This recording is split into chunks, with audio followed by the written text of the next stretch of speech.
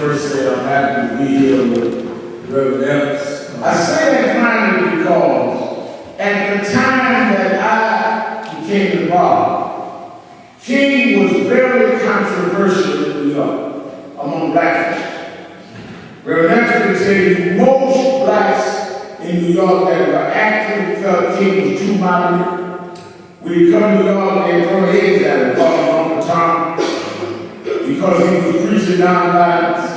Many of the church leaders felt he was wrong because he had come out against the war in Vietnam, had gone to Riverside Church and taken that position. The civil rights leaders at that time, his colleagues, had said that he had hurt the civil rights movement by getting involved in international affairs. Dr. Rob Bunch, who was a fellow Nobel Prize winner, had announced it. Whitney Young and Roy Williams said he was hurt the movement. This was the climate King died on. He also was trying to build a poor people's campaign that would ultimately bring poor people to Washington and Resurrection City. It was in that campaign that Lawson got him to come to Memphis to stand up for sanitation workers. King thought strategically it would be a good thing because it raised the question of the working poor that he was already trying to build on.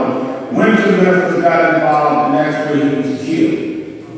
The prophetic ministry of King was his first and primary commitment. As years went on, I got close to his wife and his son, and I worked very closely together, helped with a lot of national their work.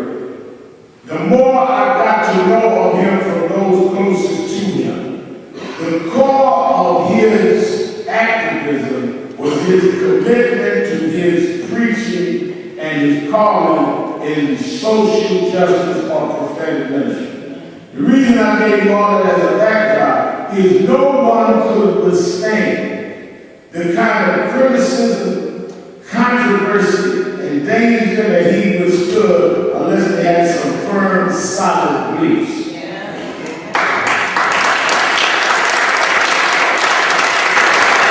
Now, it was in that spirit that they began fighting from Montgomery to Albany to Birmingham, Selma, and all. Now, the downsides were they endured great danger.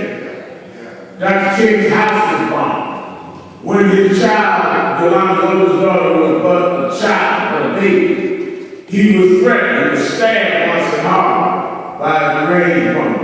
Adam had his house bombed. They went through great danger. The only sustaining thing that can bring you through that is you believe in something that you believe.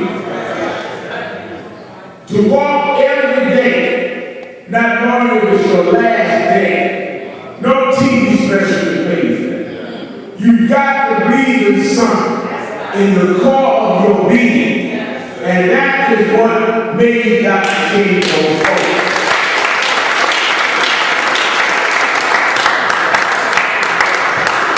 For that, despite that, King would keep fighting. Had to march on Washington. Went on from there. Kennedy was killed. Lyndon Johnson became president. King, because the movement had become so successful, Civil Rights Act of '64, King was designated the head of the winner of the Nobel Prize in '64. Man of the Year, Time magazine. Johnson invites him to the White House, and his friends that worked through the Civil Rights Act. Dr. King, again in the prophetic tradition, was not satisfied with the Nobel Prize. Not satisfied with the Time magazine. Not satisfied with having access now to two presidents. Really, three, because Eisenhower and him had somewhat of a report. He said, President Johnson is all good, but my people in the South still don't have a right to vote. Now, again, average Christian, with all that, Nobel Prize, all that, time to time, you made your mark. Your place of history is secure now. Why would you start another fight? Why would you push down? Because you have core beliefs, and you're working for different rewards, and you're under a different calling.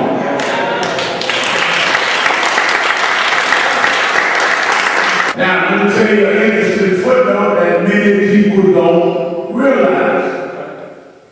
Costco ran the Democratic primary for mayor.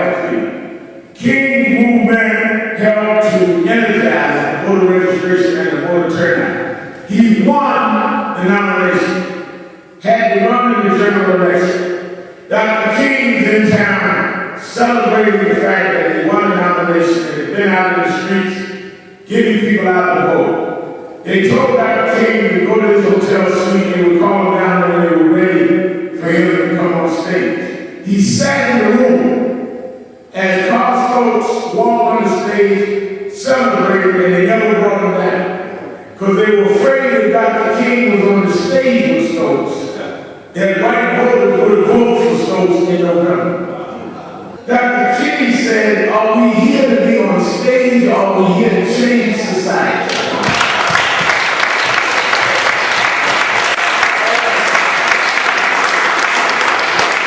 And said you have to be bigger than the small thing and look at the bigger picture. And quietly left Cleveland.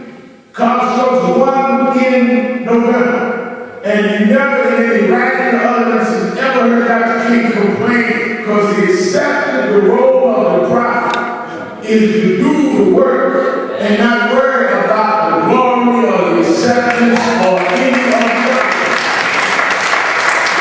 I think that the contribution that Dr. King made to this country was not only breaking down a lot of racial barriers, the unsaid part is how he changed the theological practices of the church.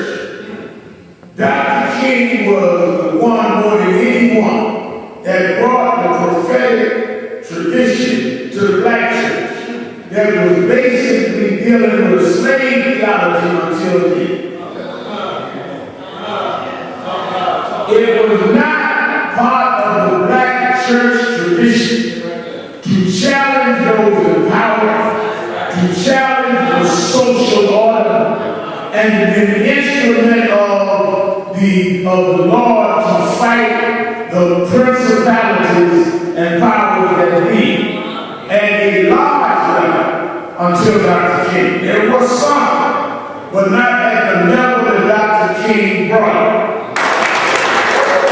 And only those that have a firm, unwavering belief in God could even fight that battle and know where it's going. Something in came. You know, we need to think about what could those people in the South have been thinking about. You know, when this morning, as I said, we're going down to Route 36, Selma to Montgomery, around the Rhode Island laws and all of this.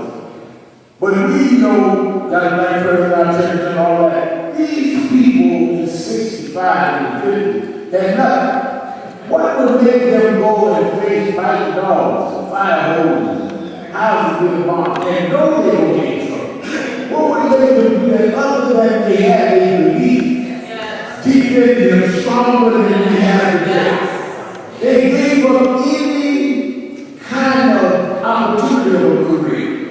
Knew they would be blacklisted, knew that they would be castigated, knew it would affect the future of their children. The only way you would do it is if you really believe in the righteousness of the Lord. The most powerful nation in the world is called down to celebrate the prophet